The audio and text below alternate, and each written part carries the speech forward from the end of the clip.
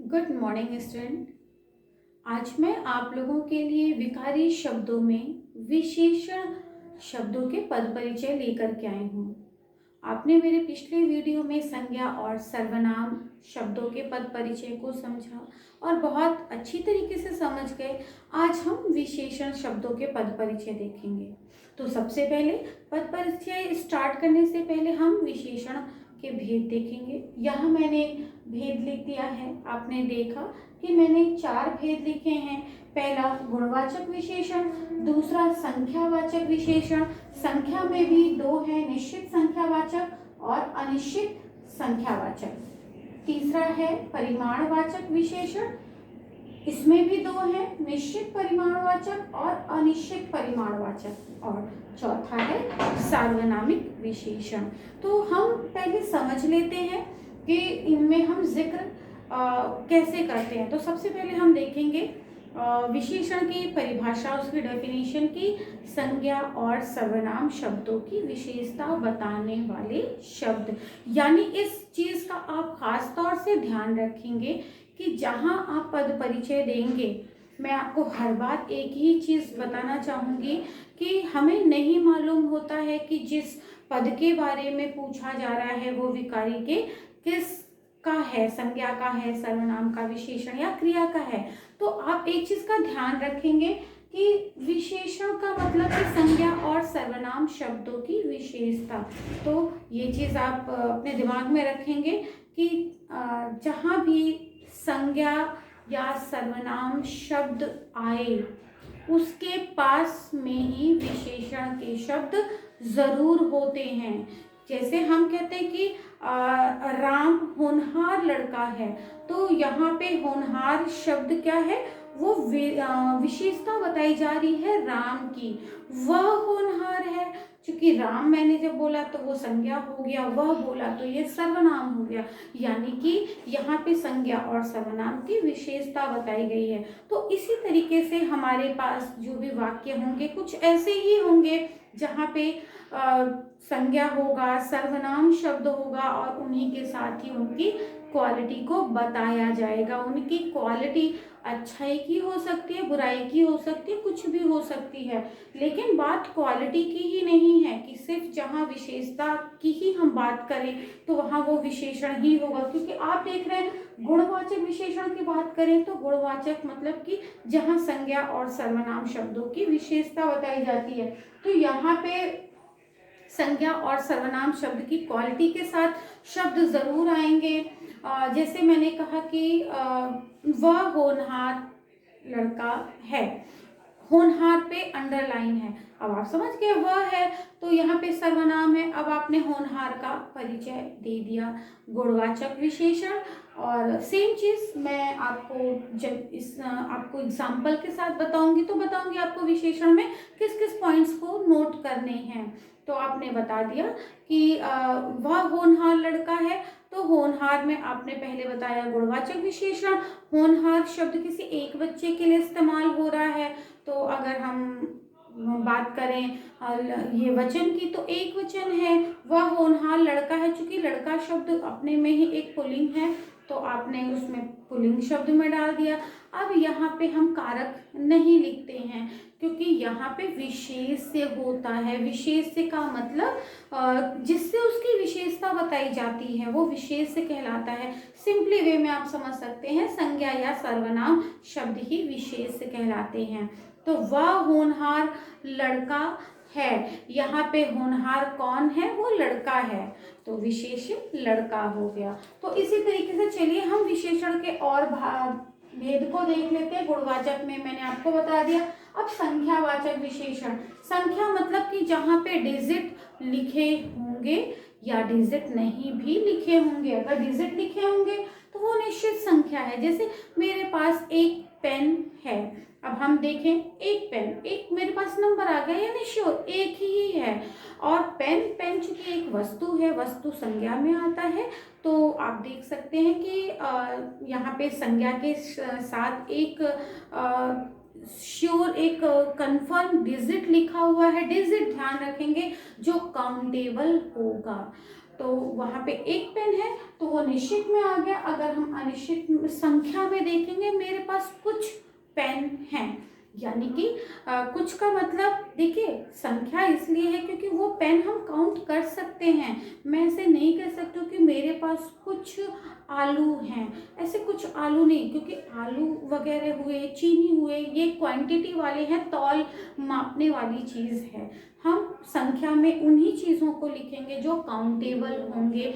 जैसे मेरे पास 2 साड़ी है, साड़ी हम काउंट कर सकते हैं, मेरे पास कुछ साड़ियाँ हैं। अब कुछ में कुछ भी हो सकते हैं क्योंकि हमें नहीं मालूम, मैंने काउंट नहीं किया मेरे पास कितनी साड़ियाँ हैं। क्योंकि साड़ियाँ हम काउंट कर सकते हैं, लेकिन मैंने एक में काउंट करके बताया 2 साड़ी है, तो वो निश्चित संख्यावाचक विशेषण हुआ। और कुछ साड़ियाँ हैं तो वो अनिश्चित संख्यावाचक विशेषण हुआ। क्यों? क्योंकि हम साड़ी को काउंट कर सकते हैं, इसलिए हमने उसको संख्यावाचक विशेषण में लिखा। अब हम आएंगे परिमाण। परिमाण का मतलब क्वांटिटी, जब हम जिसको तौलते मापते हैं। निश्चित परिमाण यानी कि श्योरिटी, कंफर्म जो होता है।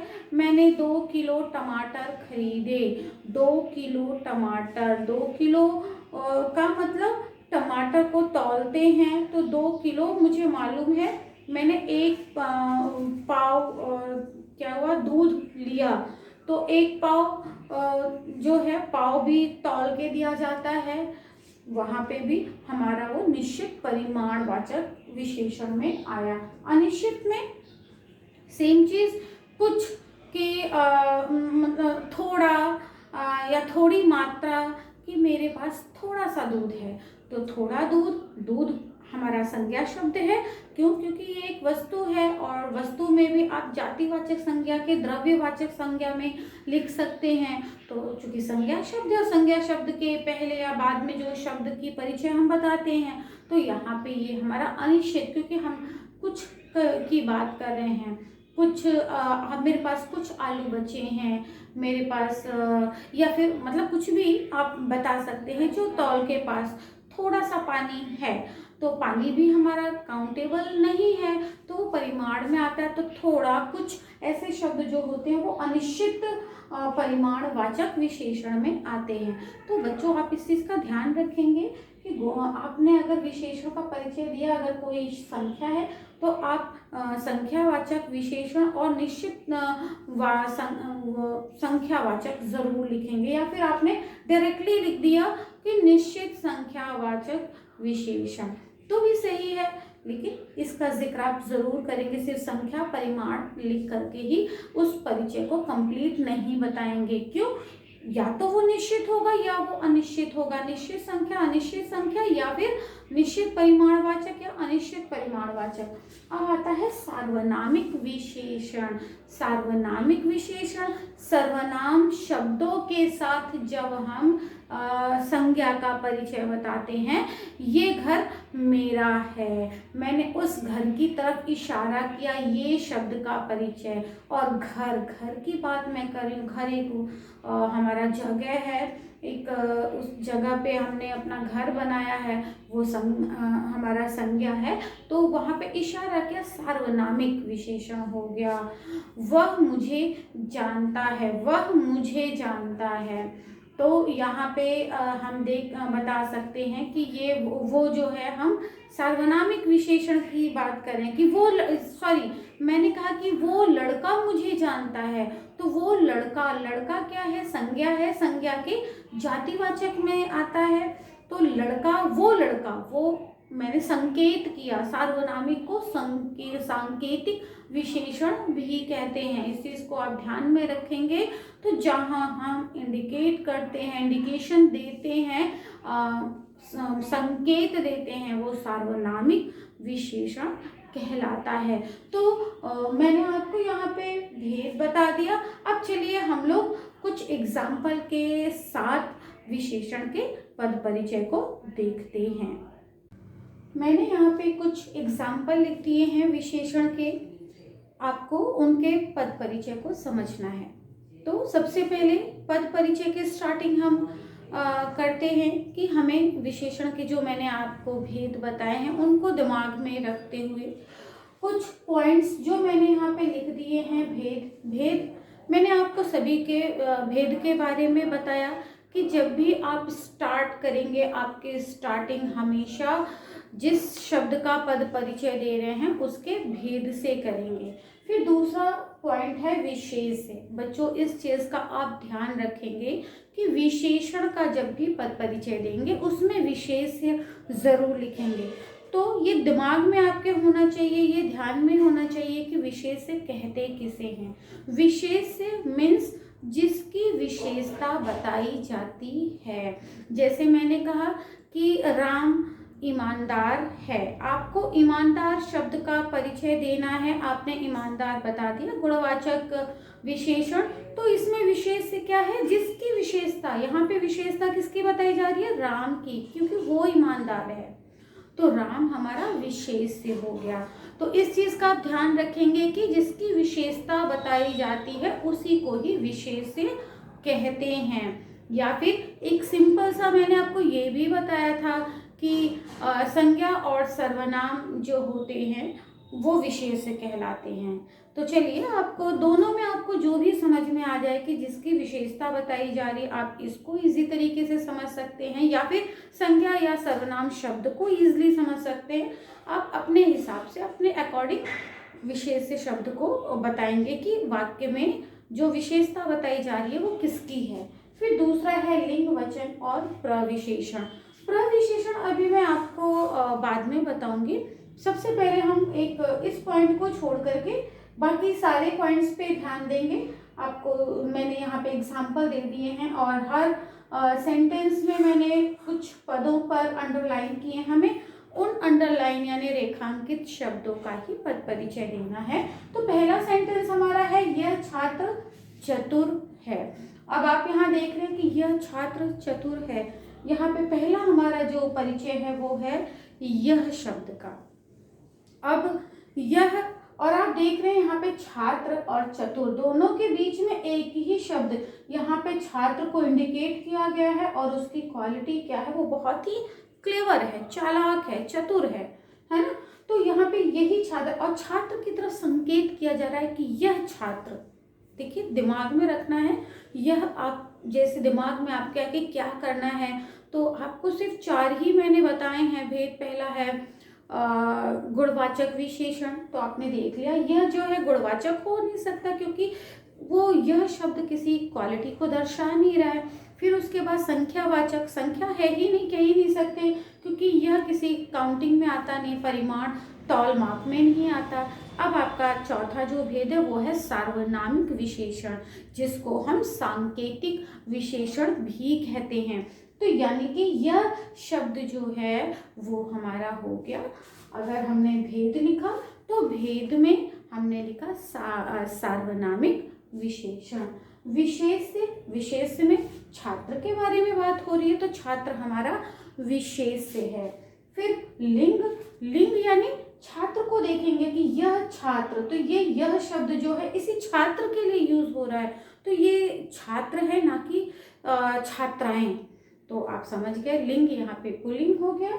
और वचन में एक सिंगल छात्र की तरफ इंडिकेशन हो रहा है, संकेत किया जा रहा है, तो वो एक वचन हो गया।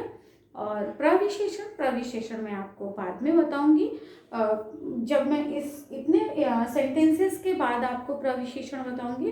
तो अभी हम इस पॉइंट को थोड़ा सा डिनाई करेंगे कुछ टाइम के लिए, जब तक हमारे ये सेंटेंस कंप्लीट नहीं हो जाते। तो देखा आपने, इन भेद को लेते हुए आपने यह का परिचय दे दिया। दूसरा पद इसी वाक्य का है चतुर यानी इस छात्र की विशेषता है कि यह छात्र चतुर है। अब जब चतुर विशेषता को बता रहा है तो विशेषण में विशेषता बताने वाले शब्द को गुणवाचक विशेषण कहते हैं। तो आपने भेद में लिख लिया गुणवाचक विशेषण, विशेष से चूंकि जिसकी विशेषता बताई जाती है, तो यहाँ पे छात्र की विशेषता बताई जा रही है, छात्र हमारा विशेष से है। लिंग में भी हम सेम चीज, छात्र के ही बारे में बात हो रही है, तो लिंग भी हमारा हो गया पुल्लिंग। और वचन एक, क्योंकि चतुर है छात्र के लिए इस्तेमाल हुआ है, तो एक वचन हो गया। ये आपने समझ लिया। दूसरे सेंटेंस को हम देखते हैं। भारतीय सैनिक वीर होते हैं। देखिए ये भी आपका सिंपल सा है। भारतीय सैनिक वीर होते हैं, इन दोनों का परिचय हम अगर एक साथ देखें, ये सेंटेंस में मैंने एक ही परिचय दे दिया है। अगर हम सैनिक को देखें तो सैनिक हमारा क्या है, आप दिमाग पे थोड़ा सा जोर लगाइए तो आपको पता चलेगा कि सैनिक हमारा संज्ञा शब्द है और संज्ञा में जातिवाचक संज्ञा है, जातिवाचक में समूहवाचक संज्ञा है। समूह क्यों? वीर होते हैं, इस शब्द से जाहिर हो रहा है ये सैनिक जो हैं ढेर सारे हैं, बहुत सारे सैनिक हैं। तो संज्ञा शब्द की विशेषता, अब इस सैनिक की क्या विशेषता है? दो विशेषता इस वाक्य में बताई गई है कि वो भारतीय है और दूसरा वीर है। तो यहाँ पे मैं दोनों के परिचय को एक साथ आपको बताऊंगी। अगर भारतीय की भी बात करेंगे या वीर का, तो दोनों का पद परिचय सेम है। भारतीय ये और वीर भेद आपका हो गया गुणवाचक विशेषण। और विशेष से क्या है, यहाँ पे भारतीय का भी देंगे तो किसके बारे में बात की जा रही है, विशेषता किसकी बताई जा रही है, सैनिक की। तो सैनिक हमारा विशेष से हो गया। और लिंग की बात करेंगे भारतीय, तो भारतीय, अगर हम भारतीय शब्द में देखेंगे तो भारतीय शब्द में लिंग स्त्रीलिंग है, क्योंकि ये भारत से भारतीय बना, तो भारत हमारा अगर होता पुल्लिंग होता, भारतीय है तो ये स्त्रीलिंग में आता है, लेकिन वीर शब्द पुल्लिंग में आता है। इस चीज का हमें ध्यान रखना है, शब्दों पे भी ध्यान देना है, क्योंकि यहाँ पे यह हो या चतुर हो दोनों ही पुल्लिंग हैं, लेकिन यहाँ पे भारतीय स्त्रीलिंग है और वीर हमारा पुल्लिंग है। वचन दोनों की भारतीय, ये एक भारतीय की बात हो रही है, तो यहाँ पे दोनों ही शब्द में वचन एक वचन है। ये आपने भारतीय और वीर का परिचय समझ लिया। अब है उस गमले में 3 फूल खिले हैं। उस गमले में, गमला क्या है, हमारा संज्ञा शब्द है, क्योंकि वस्तु का नाम है तो संज्ञा शब्द की विशेषता बताई जा रही है, लेकिन हम उस गमले की तरफ इशारा कर रहे हैं। तो उसकी तरफ, उसका मतलब हो गया हमने उसको इंडिकेट किया, संकेत किया, तो आप समझ चुके हैं उसका भेद। वो सार्वनामिक विशेषण या सांकेतिक विशेषण जिसको हम कहते हैं, वो है सांकेतिक या सार्वनामिक विशेषण। भेद में विशेष से क्या है कि किसके बारे में बात हो रही है, गमले के बारे में, गमले की विशेषता बताई जा रही है, तो गमला हमारा विशेष है।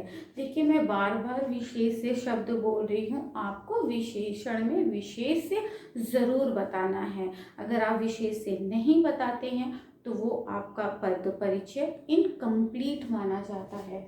अब हम आएंगे लिंग पे। तो गमला अपने में ही एक पुल्लिंग शब्द है, तो यहाँ पे उस शब्द को, क्योंकि गमले की तरफ इशारा हो रहा है, तो ये उस शब्द जो है वो गमले के लिए है और गमला हमारा पुल्लिंग है। उस गमले में, अब उस गमले में, भले गमले में लिखा है लेकिन वो एक गमला है, उस गमले में 3 फूल खिले हैं, है ना, तो वो एक गमला है। ये ध्यान रखेंगे कि आपको लगेगा कैसे पता चला, क्योंकि उन गमलों में नहीं लिखा है कि उन गमलों में, अगर ये उसकी जगह उन शब्द हो जाता तो यहाँ पे ढेर सारे गमले होते, क्योंकि यहाँ पे एक गमला है, क्योंकि वो उस गमले की बात हो रही है, तो यहाँ पे वचन हमारा एक वचन हो गया।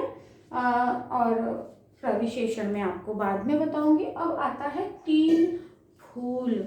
हाँ, विशेष से, उसका विशेष से गमला है, अब 3 आ रहा है, तो 3 क्या है, हमारी काउंटिंग है, एक हमारा संख्या है। तो जैसे ही आपको संख्या हुआ, तो संख्या में भी मैंने आपको, संख्यावाची विशेषण में भी मैंने आपको 2 उपभेद बताए, एक निश्चित संख्यावाची विशेषण और दूसरा अनिश्चित। तो अब आपको अनिश्चित तो है नहीं, क्योंकि हमारे पास एक डिजिट है, एक नंबर है, वो नंबर क्या है, 3, यानी कि श्योरिटी है, निश्चित है कि 3 फूल खिले, ऐसा नहीं कि उस गमले में कुछ फूल खिले हैं, नहीं, या उस गमले में 3 फूल खिले हैं, तो 3 क्या हो गया, संख्यावाची विशेषण। और संख्यावाची विशेषण के बाद आप ब्रैकेट में लिख देंगे निश्चित संख्यावाची विशेषण। जरूर बताएंगे, क्योंकि सिर्फ संख्या वाचक विशेषण आप लिख देंगे तो वो परिचय कंप्लीट नहीं माना जाता है। तो आपने लिख दिया संख्यावाचक विशेषण, ब्रैकेट में यानी कोष्ठक में आपने लिख दिया निश्चित संख्यावाचक विशेषण। और विशेष्य अगर आता है तो यहाँ पे विशेष्य यानी कि विशेषता किसकी हो रही है, फूल के बारे में बात हो रही है, 3 फूल। तो यहाँ पे हमारा विशेष्य क्या है, फूल है। फिर है लिंग, 3 फूल। अब चूंकि फूल अगर 3 डिजिट में नंबर देखेंगे तो नंबर हमारे हमेशा पुल्लिंग शब्द में आते हैं।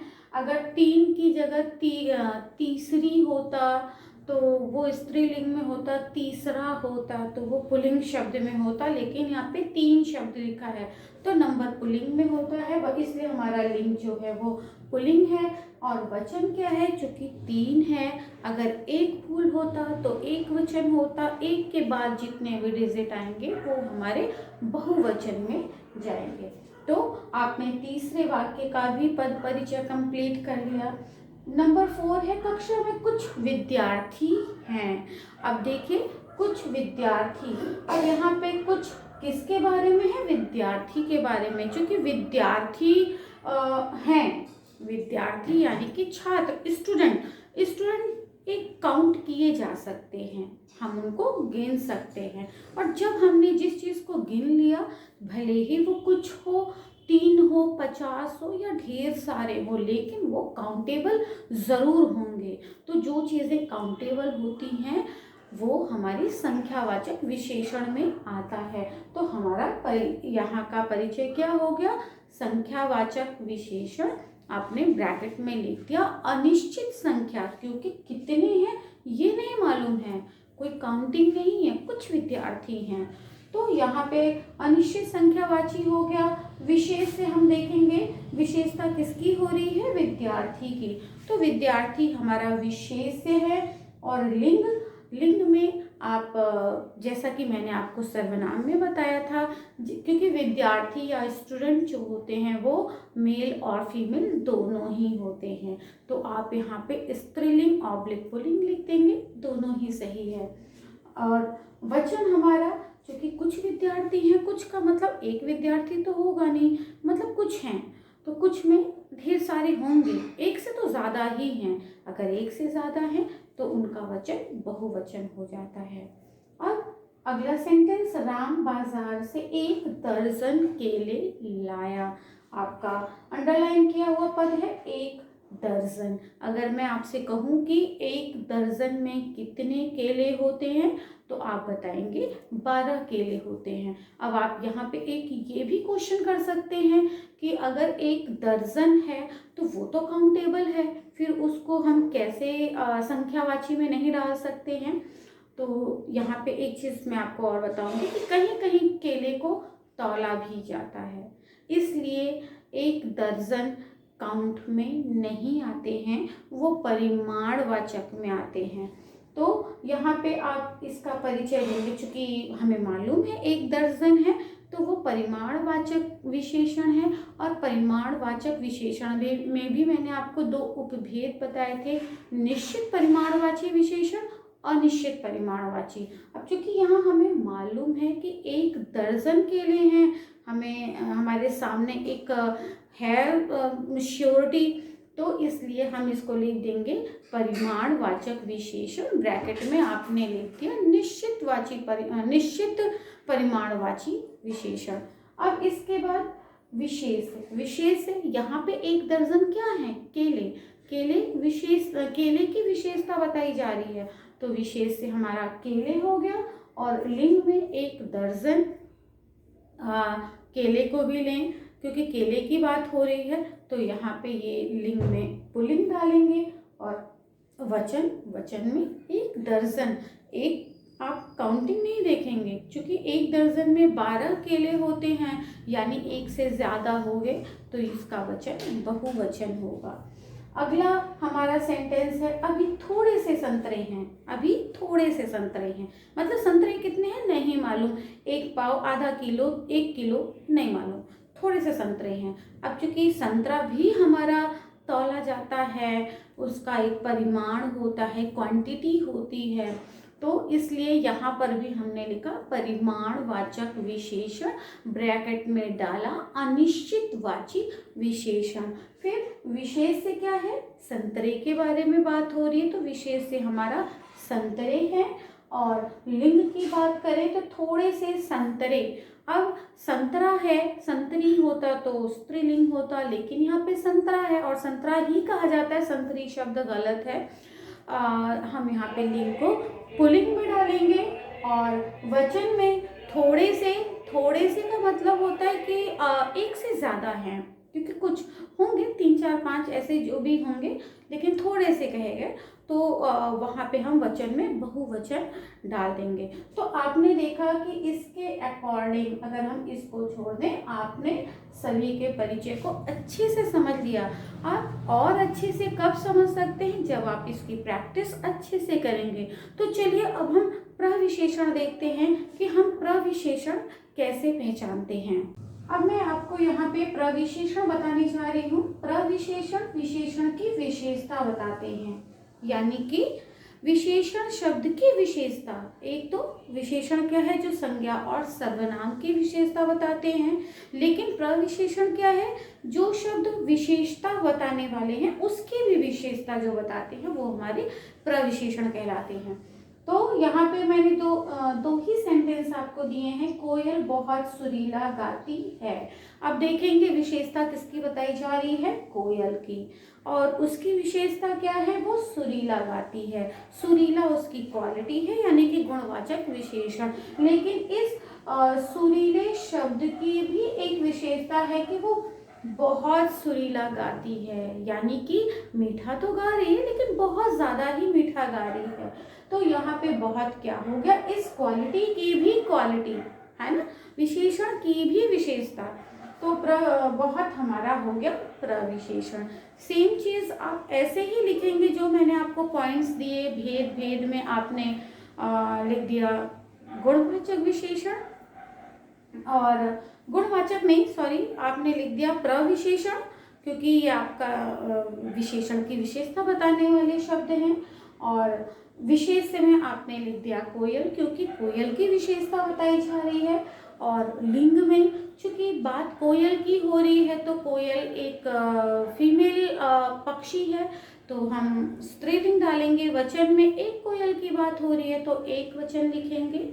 तो ये हमारा हो गया बहुत शब्द का पद परिचय। अगला हमारा वाक्य है, वह घोड़ा सबसे तेज दौड़ता है, यानी कि वह घोड़ा। अगर मैं वह की बात करूं तो आपने देखा हम उस घोड़े की तरफ इशारा कर रहे हैं, तो वह शब्द यहाँ पे सार्वनामिक विशेषण है। और बाकी का परिचय आपको समझ में आ रहा है कि घोड़े को आप जो भी उसका परिचय दे सकते हैं, क्योंकि यह उस घोड़े का ही है, तो घोड़े को ही दिमाग में रख करके आपको वह शब्द का परिचय दे देना है। फिर है सबसे तेज दौड़ता है, कौन, वह घोड़ा। तो यहाँ पे तेज तो दौड़ रहा है, उसकी क्वालिटी है तेज दौड़ने की, लेकिन यहाँ पे क्वालिटी की बात हो रही है, यानी प्रविशेषण। तो सबसे क्या हो गया, विशेषण की विशेषता, प्रविशेषण आपने परिचय में दे दिया। और विशेष से क्या है, बात घोड़े की ही हो रही है, क्योंकि उसी की विशेषता बताई जा रही है, तो आपने विशेष में लिख दिया घोड़ा। और लिंग में घोड़ा और घोड़ी, तो अंडरस्टूड है, घोड़ा हमारा पुल्लिंग है। और वचन में एक घोड़े की बात हो रही है, एक वचन हो गया, दैट्स इट। ये आपका विशेषण और प्रविशेषण का मैंने आपको पद परिचय बताया बहुत ही आसान तरीके से।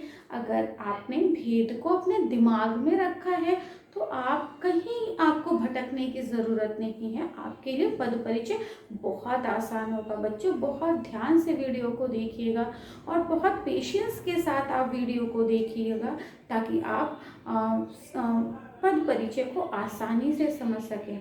तो चलिए मैं अपने इस वीडियो को यहीं कंप्लीट करती हूँ। मेरे अगले वीडियो का आप इंतज़ार करिए, मैं आपको क्रिया का पद परिचय बताऊंगी। मेरे इस वीडियो को ध्यान से देखिए, पिछले वीडियो को भी आप देखते रहिए। धन्यवाद।